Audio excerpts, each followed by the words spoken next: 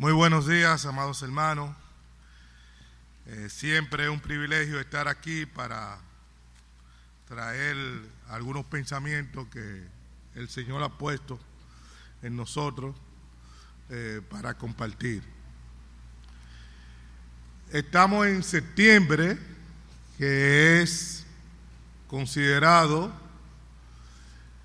como el mes de la Biblia. Y como tal, en nuestro país la iglesia lo celebra. Y es el propósito tanto de las sociedades bíblicas como de las iglesias nuestras, principalmente las iglesias evangélicas, protestantes, tener diferentes actividades que nos permitan tener un acercamiento más a la palabra de Dios y por lo tanto sacarle mayor provecho. Como ustedes bien saben, hemos estado anunciando las actividades de la sociedad bíblica y ya se han hecho diferentes actividades, y este jueves tenemos el banquete bíblico en donde se hace esa gran cena, y también hay una conferencia sobre un tema que sea importante y que la iglesia quiere tratar. En la carta a los Hebreos, en el capítulo 4, verso 12, un texto muy conocido, se nos dice, y en esta noche vamos a tratar, a considerar algunos versículos que nos hablan de la palabra de Dios. Esto es lo que muchos teólogos y comentaristas llaman las evidencias internas de que la Biblia es la palabra de Dios. En Hebreos se nos dice: porque la palabra de Dios es viva y eficaz, y más cortante que toda espada de dos filos, y penetra hasta partir el alma y el espíritu, las coyunturas y los tuétanos, y discierne los pensamientos y las intenciones del corazón. Lo primero que nos dice el texto es que la palabra de Dios es viviente, no es letra muerta. Es más que una mera literatura, que una novela, que un libro de ciencia y todo eso. Es el medio por el cual Dios provee vida a su pueblo. Jesucristo dijo: las palabras que yo he hablado son espíritu y vida. Y el salmista David decía: susténtame conforme a tu palabra y viviré. Sí, la palabra de Dios tiene que producir eso en nosotros. Ahora, nosotros como iglesia de Dios, como iglesia evangélica, como iglesia protestante, somos portadores y portavoz del mensaje del evangelio, mensaje que trae vida, porque es palabra de Dios. Entonces tenemos que enfatizar y tenemos que ser la iglesia del libro, la iglesia de la Biblia. La autoridad de la iglesia, o más bien la Biblia, es la autoridad de la iglesia. Nosotros tenemos que actuar en consecuencia a lo que la palabra de Dios dice, porque es la autoridad, la Biblia es la autoridad. Creo que lo hemos dicho en más de una ocasión, que la diferencia fundamental entre la iglesia católica y la iglesia evangélica radica precisamente ahí. Nosotros, la autoridad es la palabra de Dios. Y la Iglesia Católica dice que la autoridad está dada por la palabra de Dios y la tradición de la Iglesia. Nosotros decimos que no, que sola Escritura, sola Biblia, nada más. Lo que dice la Biblia es lo que tiene validez. Por lo que es necesario que la Iglesia, como comunidad de fe, como portador y portavoz de la palabra de Dios, retome y vivamos en consecuencia lo que predicamos. La Biblia es la fuente de la revelación de la voluntad de Dios. Eso es importante enfatizarlo y tenerlo ahí. Dios se revela a través de ¿qué? A través de su palabra. O sea, si queremos saber cómo es Dios, tenemos que ir a la Biblia. Si queremos conocer su voluntad, tenemos que ir a la Biblia. La Biblia muestra a un Dios que se revela a través de las Escrituras. No hay otra fuente sino su palabra. Y esa revelación se ha dado a conocer a través de ese encuentro divino humano y que nos ha hablado por los hechos que Dios ha hecho a través de la historia. Nuestro hermano José Vázquez en esta mañana nos hizo un recorrido sobre cómo Dios ha actuado con mano poderosa, los hechos salvíficos que nosotros vemos realizados en el Antiguo Testamento a través del pueblo de Dios, de Israel, cómo Dios lo sacó de la esclavitud de Egipto y cómo Dios mantuvo a ese pueblo, le entregó la tierra, fueron esclavizados, fueron exiliados y cómo los profetas siempre hablaban en nombre de Dios. Primero a Israel y luego a nosotros, la iglesia, el pueblo de Dios de todas naciones, pueblo, tribu, nación. Dios ha formado un pueblo que es la iglesia. Entonces ese pueblo es el que tiene en mano su palabra. Ahora bien, nosotros en este tiempo, en esta generación que nos ha tocado vivir, la palabra de Dios señala, porque tenemos que hablar también de, aunque Dios se reveló primero a Israel, luego a través de Israel a todo el mundo, Dios, la Biblia, mantiene una unidad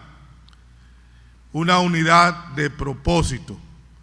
Y vamos al texto clásico que nos habla de esto y que todos conocemos, pero vamos a detenernos unos minutos en estos versículos que nos hablan de la palabra de Dios.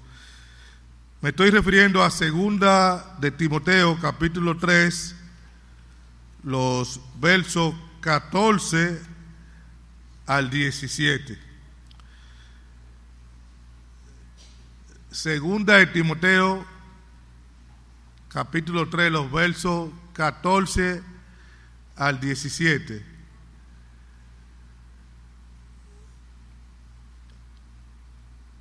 Dice así el texto: pero persiste tú en lo que has aprendido y te persuadiste, sabiendo de quién has aprendido, y que desde la niñez has sabido las sagradas escrituras, las cuales te pueden hacer sabio para la salvación por la fe que es en Cristo Jesús. El versículo 16, que todos lo sabemos de memoria: toda la Escritura es inspirada por Dios y útil para enseñar, para redarguir, para corregir, para instruir en justicia, a fin de que el hombre de Dios sea perfecto, enteramente preparado para toda buena obra. Cuando se escribieron estas líneas,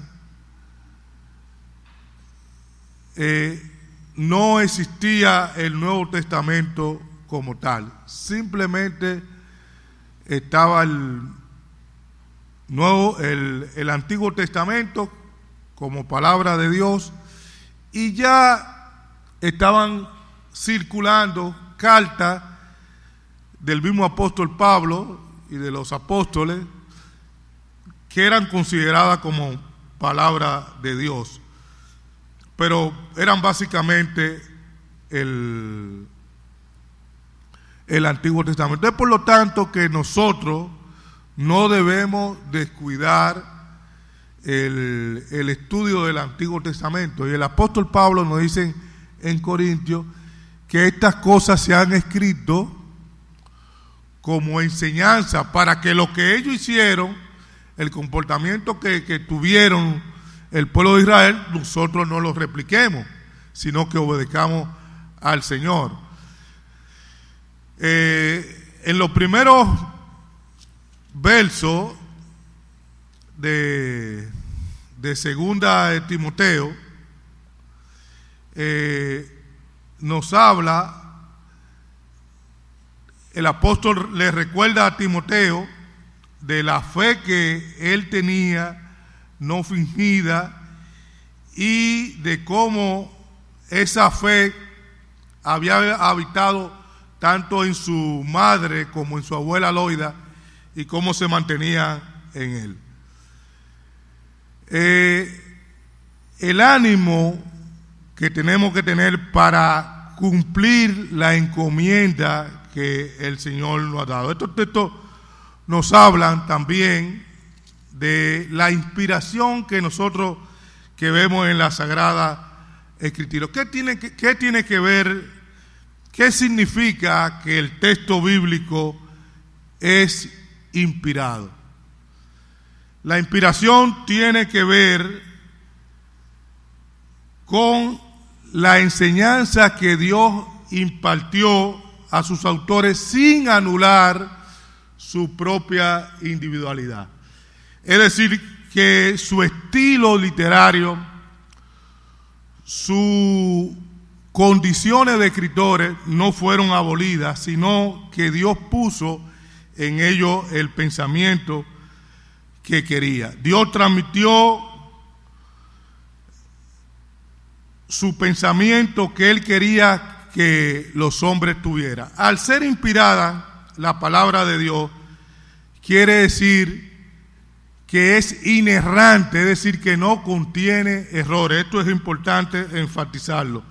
Y eso lo vemos a través de las profecías que fueron cumplidas en diferentes, principalmente en todo lo que nosotros vemos en el Antiguo Testamento. Y como fueron cumplidas las del Antiguo Testamento, tenemos la seguridad, la certeza de que se van a cumplir todo lo que nosotros encontramos, todas las profecías que encontramos en el Nuevo Testamento.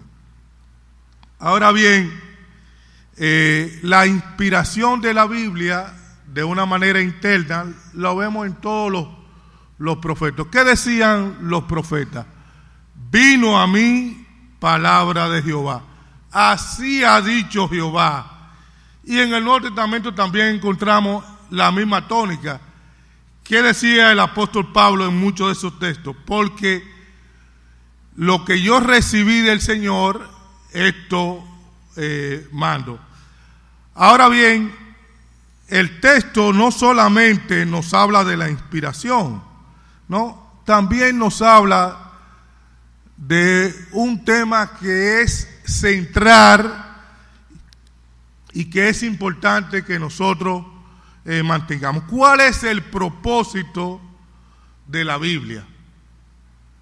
¿Para qué fue escrita la palabra de Dios? Ya hemos hablado de que Dios se revela a través de su palabra. Ahora, ¿cuál es el propósito? El texto nos lo dice en lo que hemos leído. Dice, las cuales te pueden hacer sabio para salvación. Es el propósito de la Biblia. El propósito de la Biblia es un propósito salvífico. Ese es lo central. Eso, Dios se revela como un Dios de salvación. Y el tema de la salvación es un tema amplio. Es un tema grande, como nos dice en Hebreo. Si descuidamos una salvación tan grande y nosotros la empequeñecemos, la reducimos. ¿Por qué? Porque nosotros entendemos que somos salvos para ir al cielo. Y ya, no. Nosotros somos salvos desde ya. Cuando nos dice, cree en el Señor Jesucristo y serás salvo. ¿Cuándo? Ahora. El que en Él cree tiene vida eterna, que es la manera del apóstol Juan hablar de nuestra salvación. Es decir, en el momento que creímos, somos salvos. Ahora mismo estamos siendo salvos y tenemos esa esperanza gloriosa, bienaventurada, de que estaremos para siempre en la presencia del Señor.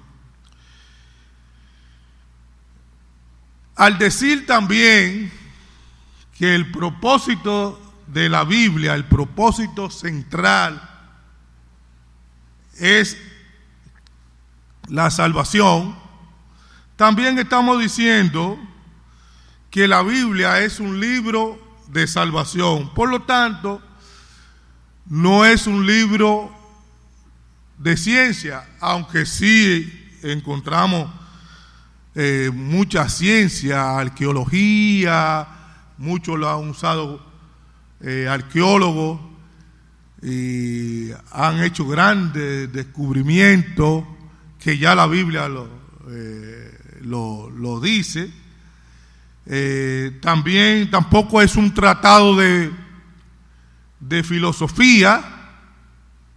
No estamos diciendo que la Biblia no contenga filosofía, pero no es fundamentalmente eso. Y así podemos decir muchísimas otras cosas que no es el tema fundamental de la Biblia, aunque sí lo contiene. Esto porque muchos científicos tratan de atacar la Biblia a través de esos puntos, tratando de decir que la Biblia se equivoca en esto, en lo otro. No.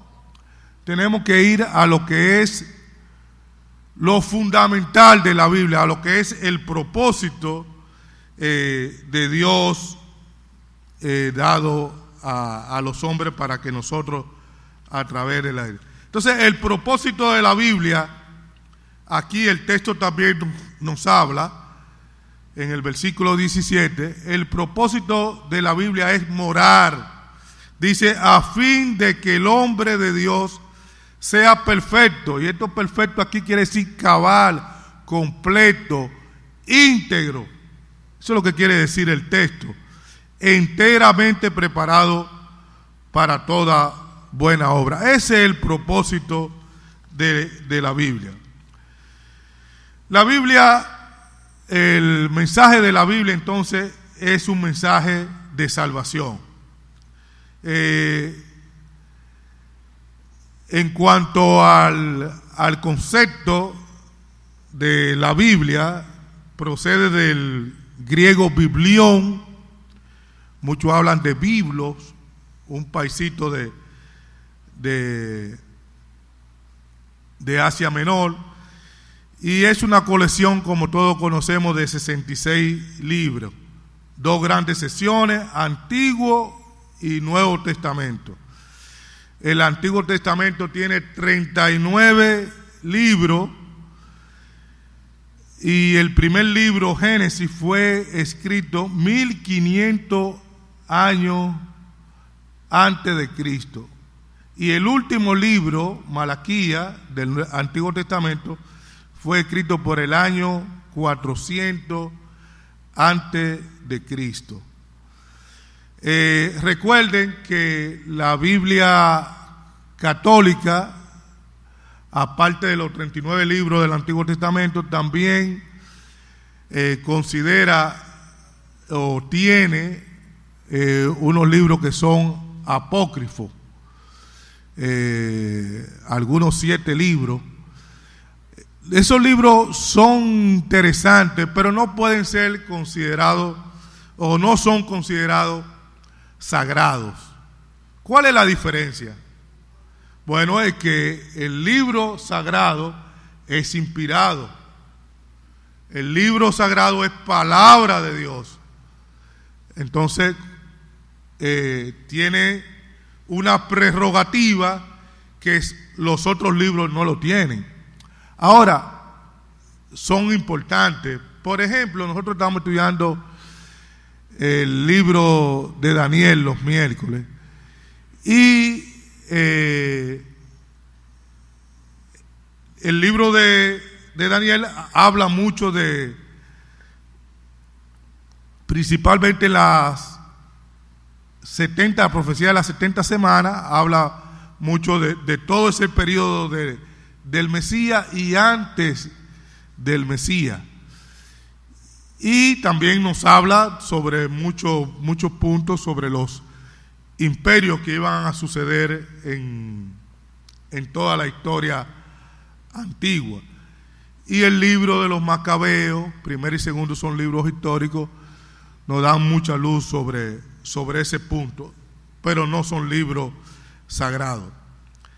Ahora bien, ¿qué nos narra el Antiguo Testamento? Bueno, comienza con la creación del hombre, unos textos importantísimos del Génesis, el comienzo de la creación, cómo Dios crea al hombre, y también cómo Dios escogió la nación de Israel como pueblo. ¿Cuál es el propósito de Dios al escoger un pueblo?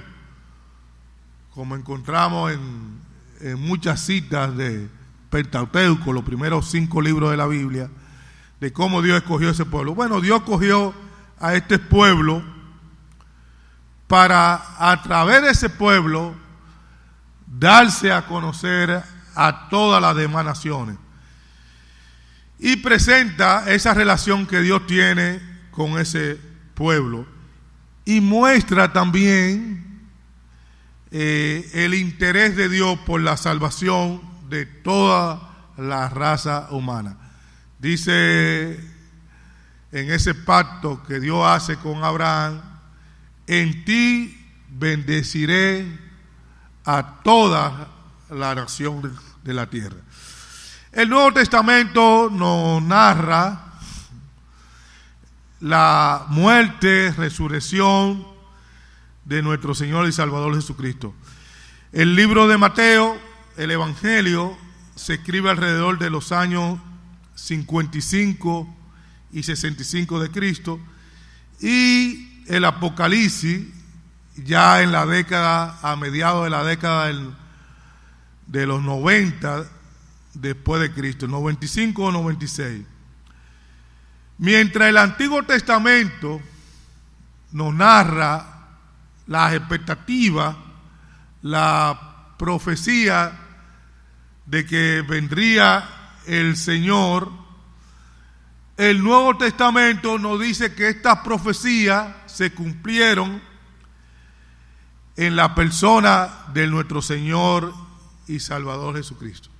El Antiguo Testamento proyecta a Cristo, el Nuevo Testamento se hace una realidad y cumple todo eso. Por eso se nos dice el Nuevo Testamento de nuestro Señor y Salvador Jesucristo, el Cordero de Dios que quita el pecado del mundo.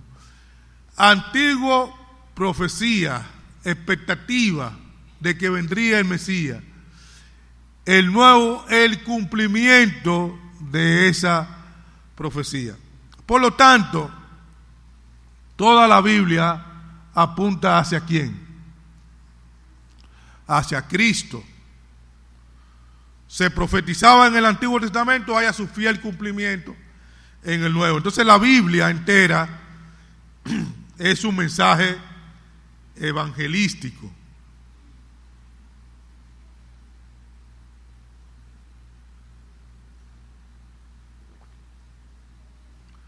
Porque son las buenas nuevas, la buena noticia de Dios a un mundo pecador. El Evangelio de Dios no es una invención, por lo tanto, humana, una especulación, sino una revelación que le encontramos en las Sagradas Escrituras. Una revelación de Dios al hombre. Dios es quien toma la iniciativa de darse a conocer al hombre. Porque de lo contrario no pudiéramos tener evangelio. Estaríamos como los filósofos, los sabios en los Hechos capítulo 17. Tendríamos que elevar un altar al Dios no conocido. Pero la palabra de Dios, como hemos leído, nos señala que el Evangelio se centra en Cristo. Es decir, la Biblia, su propósito principal es enseñarnos ese camino de la salvación. Y como lo dice el Señor, el mismo Señor, cuando iba camino a Emaús, que les dijo, es necesario que se cumpla todo esto y que las Escrituras son las que dan testimonio de mí. Y le decía, como está escrito de mí en la ley de los Moisés y de los profetas. Por eso tenemos que, como decía Jerónimo en el siglo V, ignorar las Escrituras es ignorar a Cristo. Y por el contrario, conocer las Escrituras es conocer a Cristo. Bien, finalmente, mis hermanos, déjenme compartir rápidamente algunos textos, como les decía al principio, que nos hablan de las Escrituras, evidencia interna de ella misma, como leímos al principio en algunos de los salmos y demás. Ustedes mismos conocen muchos de estos textos, ¿no? Vayamos a Primera de Pedro 1, Segunda de Pedro 1, 19 al 21.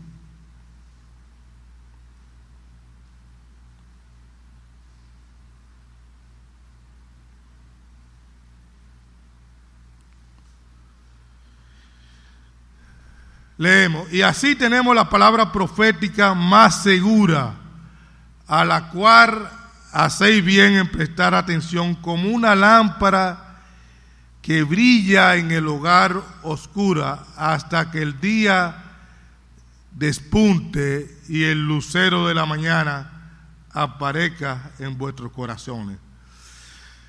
La ley del Señor, decía David, es perfecta, que restaura el alma.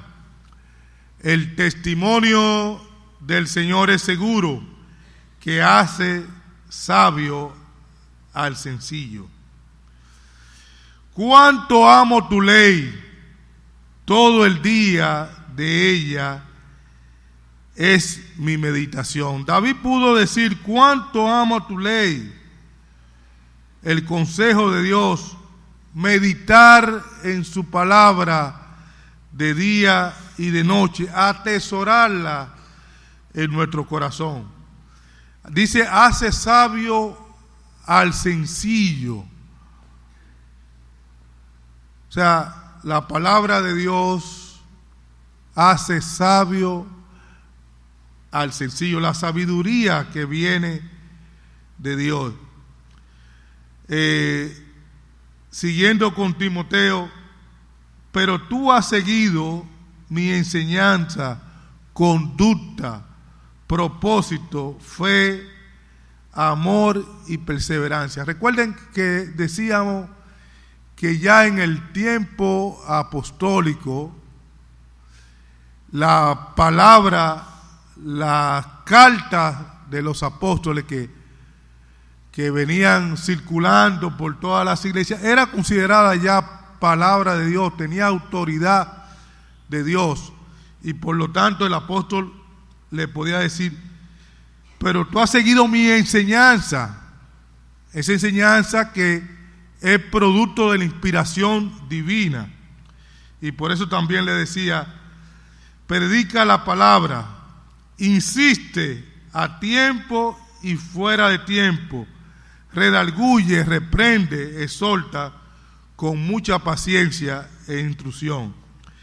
Proverbio nos dice: porque el mandamiento es lámpara y la enseñanza luz, y camino de vida las reprensiones de la instrucción.